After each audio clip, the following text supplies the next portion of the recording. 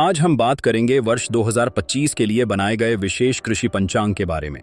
यह पंचांग हमारे किसान साथियों के लिए बहुत उपयोगी साबित हो सकता है, क्योंकि यह न केवल फसलों की बुवाई और कटाई के लिए शुभ तारीखों की जानकारी देता है, बल्कि कृषि कार्यों को सही दिशा में करने का मार्गदर्शन भी करता है। जैसा कि हम सभी जानते हैं कि खेती में सही समय पर किए गए कार्य का सीधा असर फसल की गुणवत्ता और उत्पादन पर पड़ता है। इसीलिए इस कृषि पंचांग का उद्देश्य भी यही है कि आप भी अपने खेतों में सही समय पर फसलों की बुवाई और अन्य कार्य करके बेहतरीन परिणाम प्राप्त कर सकें। किसान साथियों, ये पंचांग वैदिक गणनाओं और चंद्र कैलेंडर के आधार पर तैयार किया गया है।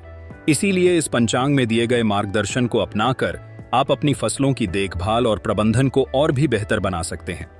इस पंचांग के अनुसार फरवरी 2025 में कुछ महत्वपूर्ण कृषि दिवस हैं, जिनका ध्यान रखना आपके लिए लाभकारी होगा। तो सबसे पहले बात करें 14 फरवरी की, तो इस दिन चंद्रमा और शनि आमने सामने रहेंगे। यह दिन बुवाई के लिए सर्वोत्तम है। इसके अलावा 9 फरवरी का दिन भी बुवाई के लिए उपयुक्त है। यह दिन पूर्णिमा से 2 दिन पहले का समय है, जिसे फसलों की बुवाई के लिए अनुकूल माना गया है, क्योंकि इस समय पर भूमि और मौसम की परिस्थितियां बीजों के अंकुरण और विकास के लिए आदर्श होती हैं। अब हम अगले चरण में चंद्रमा की स्थिति और चंद्र राशि के आधार पर विभिन्न फसलों की बुवाई के लिए उपयुक्त तारीखों पर चर्चा करेंगे, और इस जानकारी के माध्यम से आप जान पाएंगे कि कौन सी फसल किस दिन बोई जानी चाहिए, ताकि फसल का उत्पादन अधिक से अधिक हो सके। आइए आगे बढ़ते हैं और जानते हैं चंद्र राशि के अनुसार फसलों की बुवाई की शुभ तिथियां। तो सबसे पहले बीज या फलवर्गीय फसलों की बात करें, जिनमें गेहूं, अनाज, दाल, तिलहन और फल वृक्ष शामिल हैं। इन फसलों की रोपाई के लिए इस महीने की कुछ तिथियां बेहद शुभ मानी गई हैं, जिनमें 4, 5, 13, 14, 23 और 24 तारीखें विशेष रूप से अनुकूल बताई गई हैं। इन दिनों में बुवाई करने से फसलों की अच्छी वृद्धि और बेहतर उत्पादन की संभावना होती है। इसके बाद कंदवर्गीय फसलें आती हैं, जो कि मुख्यतः मिट्टी के नीचे उगती हैं। इनमें आलू, प्याज, गाजर, मूली, शकरकंद, मूंगफली आदि प्रमुख फसलें शामिल हैं। इन फसलों की बुवाई के लिए भी कुछ खास तिथियां शुभ मानी गई हैं, जैसे 6, 7, 16, 17, 25 और 26। इन तिथियों पर बुवाई करने से इन फसलों का बेहतर विकास सुनिश्चित है। अब बात करते हैं फूल वर्गीय फसलों की, जिनमें फूलों की खेती की जाती है। इनमें गुलाब, गेंदा, मोगरा, चंपा और फूल गोभी जैसी फसलें शामिल हैं। इन फसलों की बुवाई के लिए 1, 8, 9, 19 और 28 तारीखों को विशेष रूप से शुभ बताया गया है।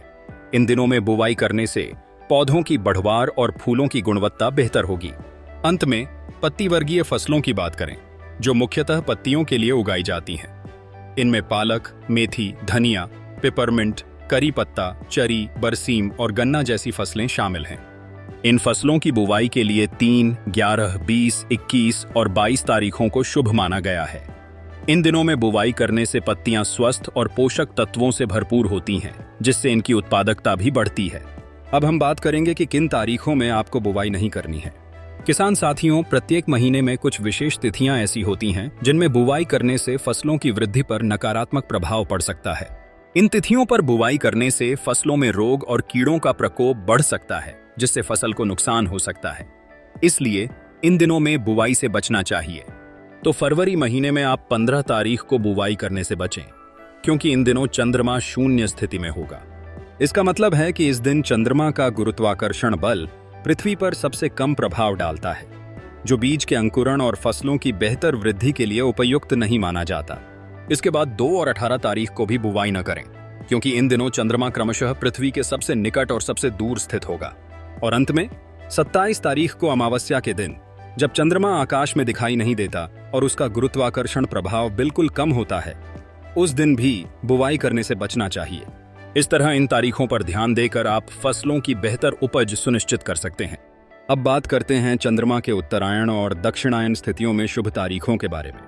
तो चंद्रमा की उत्तरायण स्थिति में आप 1 से 10 फरवरी और 25 से 28 फरवरी तक कंद फसलों को छोड़कर बाकी सभी फसलों की कटाई कर सकते हैं और बीजों की बुवाई कर सकते हैं। इसके बाद चंद्रमा की दक्षिणायन स्थिति में 11 से 24 फरवरी तक की अवधि में आप कंद फसलों की खुदाई, खेत की जुताई, खेत की तैयारी, खेत में खाद डालना और हरी खाद पलटना, इस तरह के सभी काम कर सकते हैं। और अंत में एक महत्वपूर्ण बात यह है कि फसल की प्रकृति, मौसम और खेत की परिस्थितियां अनुकूल होने पर ही पंचांग में बताई गई तिथियों का पालन करना चाहिए। किसान साथियों, ये तिथियां जिस पंचांग में से बताई गई हैं, उसका नाम है अभिनव जैव गतिकीय कृषि एवं बागवानी पंचांग वर्ष 2025 और इस पंचांग के रचयिता हैं श्री अजीत केलकर जी एवं श्री रवि केलकर जी, जिनके प्रेरणा स्रोत हैं स्वर्गीय डॉक्टर O.N. सोलंकी जी। जैविक खेती से जुड़ी अधिक जानकारी के लिए आप अभिनव कृषि चिंतन से संपर्क कर सकते हैं।